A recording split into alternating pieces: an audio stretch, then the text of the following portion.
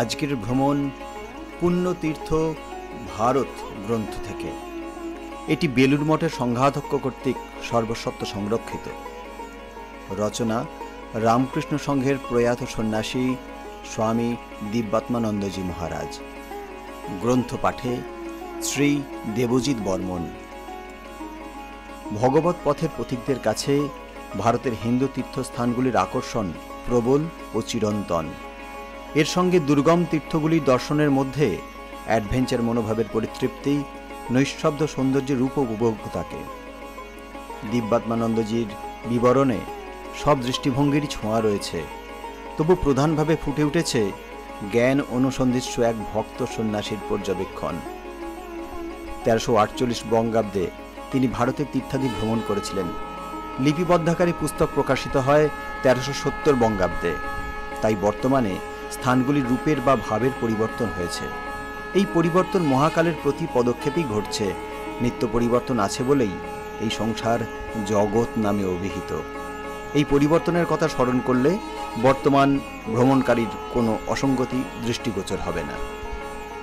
আপনারা শুনছেন দেবভূমি ভারত, ভারতবর্ষের অনন্য কথা।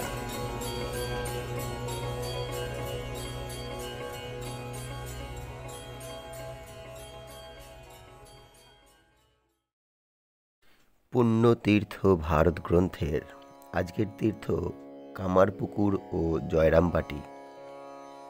হাওড়া স্টেশন হইতে বিষ্ণুপুর প্রায় 125 মাইল, দক্ষিণ পূর্ব রেলপথে। স্টেশনেই কামারপুকুরের বাস। প্রথমে জয়রামবাটি, প্রায় 100 মাইল। কামারপুকুর আরও 3 মাইল। যাত্রীরা প্রথমে জয়রামবাটি শ্রীমাকে দর্শন করে, পরে পদব্রজে বা বাসে কামারপুকুর আসে। কামারপুকুর হুগলি জেলায় আরামবাগ মহকুমার অন্তর্গত একটি বর্ধিষ্ণু গ্রাম। পৌষ মাস হইতে আষাঢ় মাস পর্যন্ত মোটরে কামারপুকুর যাওয়া যায়। প্রায় 65 মাইল। কলিকাতা হইতে তারকেশ্বর, চাপাতলা, হরিণখলা, আরামবাগ হইয়া কামারপুকুর আসে। বাস কামারপুকুর দাঁড়ায়। গ্রামের সদর রাস্তার পাশেই শ্রী রামকৃষ্ণদেবের মন্দির। ডান দিকে মন্দিরে যাইবার প্রবেশদ্বার, পাশেই বৈঠকখানা। এই ঘরে ঠাকুর ভক্তদের সহিত কথা বলিতেন। পূর্ব পার্শ্বে ঠাকুরের সহহস্তে রোপিত আম গাছ এখনও ফল দিতেছে। পাশেই বাটির ভিতরে যাইবার ফটক।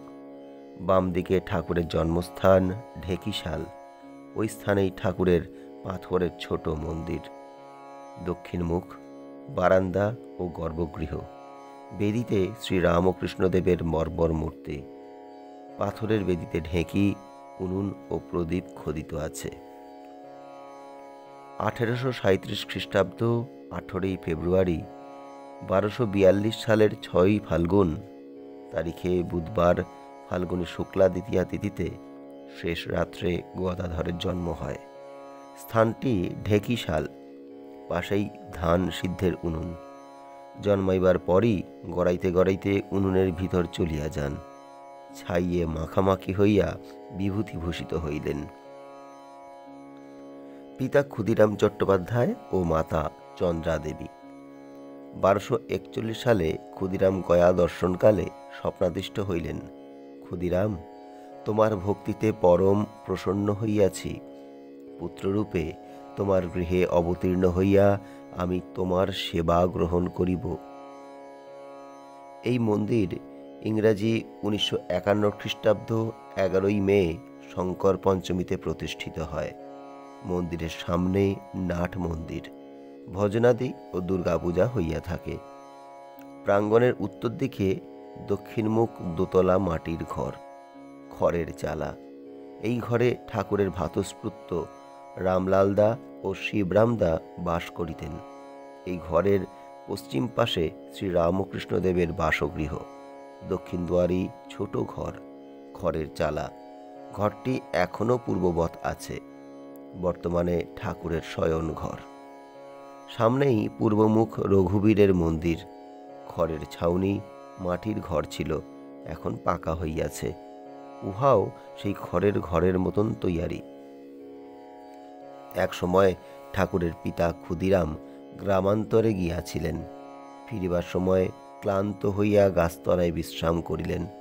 স্বপ্নে ভগবান রামচন্দ্র দর্শন দিয়া বলিলেন, আমি বহুদিন এখানে অযত্নে আছি, তোমার সেবা গ্রহণ করিতে ইচ্ছা। নিদ্রাভঙ্গের পর দেখিলেন পাশেই একটি শিলা, ইহার উপর একটি সাপ ফণা বিস্তার করিয়া আছে। ক্ষুদিরাম জয় রঘুবীর বলিলেন, সাপ চলিয়া গেল। শিলা গৃহে আনিলেন। প্রতিষ্ঠার পর নিত্য পূজা চলিল। পাশেই শীতলা দেবীর ঘট পূজা হয়, এখনো পূজা অর্চনা হইতেছে। রঘুবীরের মন্দিরের পশ্চিমে রন্ধনশালা ও সন্ন্যাসীদের বাসগৃহ। গ্রামের পথের বাম দিকে শিব মন্দির।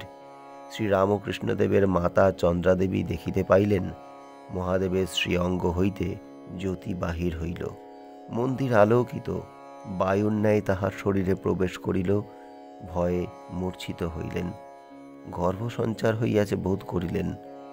পাশেই যাত্রী ভবন ও দাতব্য ঔষধালয়। গদাধরের বাল্যলীলার অনেক দর্শনীয় স্থান, হালদার পুকুর, লাহাবাবুদের বাড়ি, পাঠশালা ও চণ্ডীমণ্ডপ, গোপেশ্বর শিব, সীতানাথ পাইনের বাড়ি, ধনী কামার্নির ভিটা ও মন্দির, চিনু শাঁখারির বাস্তুভিটা, বুধুই মোড়লের ও ভূতির শ্মশান, পান্থনিবাস, মানিক রাজার আমবাগান ও ভূতির খাল। 3 মাইল দূরে আনুর গ্রাম। গদাধর বিশালাক্ষীর দর্শনে যান। যাত্রাকালে দেবীর ভজনাদিতে সমাধি হয়। কামারপুকুরের 3 মাইল পশ্চিমে জয়রামবাটি, বাঁকুড়া জেলার অন্তর্গত। শ্রী শ্রী মা সারদা দেবীর জন্মস্থান। 1260 সালের 8ই পৌষ বৃহস্পতিবার, ইংরাজি 1853 খ্রিস্টাব্দ 22শে ডিসেম্বর অগ্রায়ণ কৃষ্ণা সপ্তমীতে মায়ের জন্ম হয়। পিতা রামচন্দ্র মুখোপাধ্যায় ও মাতা শ্যামসুন্দরী দেবী। মায়ের জন্মস্থানে প্রকাণ্ড মন্দির, সঙ্গেই নাট মন্দির। দুর্গাপূজা ও জগদ্ধাত্রী পূজা হয়। গর্ভগৃহে মায়ের মর্মর মূর্তি, নিত্য পূজা অর্চনা হয়। অক্ষয় তৃতীয়ায় মাতৃমন্দির প্রতিষ্ঠার দিন। প্রতি বৎসরে প্রতিষ্ঠা উৎসবে বহু ভক্তের সমাগম হয়। মা তাহার জন্মকথা এইরূপ বলিয়াছিলেন, আমার জন্মও তো ওই রকমের, অর্থাৎ ঠাকুরের মতো। আমার মা শিওরে ঠাকুর দেখতে গিয়েছিলেন। ফেরবার সময় হঠাৎ শৌচে যাবার ইচ্ছা হওয়ায় দেবালয়ের কাছে এক গাছতলায় যান। শৌচের কিছুই হলো না, কিন্তু বোধ করলেন একটা বায়ু যেন তার উদর মধ্যে ঢোকায়। উদর ভয়ানক ভারী হয়ে উঠল। বসেই আছেন। তখন মা দেখলেন যে লাল চেলি পড়া একটি 5-6 বছরের অতি সুন্দরী মেয়ে গাছ থেকে নেমে তার কাছে এসে কোমল বাহু দিয়ে পিঠের দিক থেকে তার গলা জড়িয়ে ধরে বলল, আমি তোমার ঘরে এলাম মা। মা তখন অচৈতন্য হয়ে পড়েন। সকলে গিয়ে তাকে ধরাধরি করে নিয়ে এলো। সেই মেয়েই মায়ের উদরে প্রবেশ করে। তা থেকেই আমার জন্ম। বাড়ি ফিরে মা এই ঘটনাটি বলেছিলেন। শ্রী মায়ের জীবন কথা থেকে আমরা এটি পাই। শিওর গ্রামে মায়ের মাতুলালয়। সেখানে একদিন কীর্তন উপলক্ষে পার্শ্ববর্তী গ্রামবাসীরা উপস্থিত হয়। শ্রী রামকৃষ্ণদেবও আসিয়াছিলেন। ছোট্ট বালিকা সারদাও ওই স্থানে এক মহিলার কোলে বসিয়াছিলেন। কীর্তন সমাপনান্তে মহিলাটি সারদাকে জিজ্ঞাসা করিলেন, এত লোকের মধ্যে তোর কাকে বিয়ে করতে সাধ হয়? অমনি 2 হাত তুলিয়া সারদা শ্রী রামকৃষ্ণদেবকে দেখাইলেন। শ্রী রামকৃষ্ণদেব দক্ষিণেশ্বরে ভবতারিণীর পূজা করিতেন। ওই সময় তাহার মনে উদাস ভাব হয়। অনেকেই পাগল বলিত। এইসব শুনিয়া ঠাকুরের মা ও মেজদাদা রামেশ্বর বিবাহ দিবার চেষ্টা করিলেন। আপত্তি না করিয়া গদাধর বলিলেন, জয়রামবাটি গাঁয়ে রাম মুখুজ্জের বাড়িতে বিয়ের পাত্রী কুটো বাঁধা আছে। সন্ধানে জানিলেন 6 বছরের ছোট মেয়ে।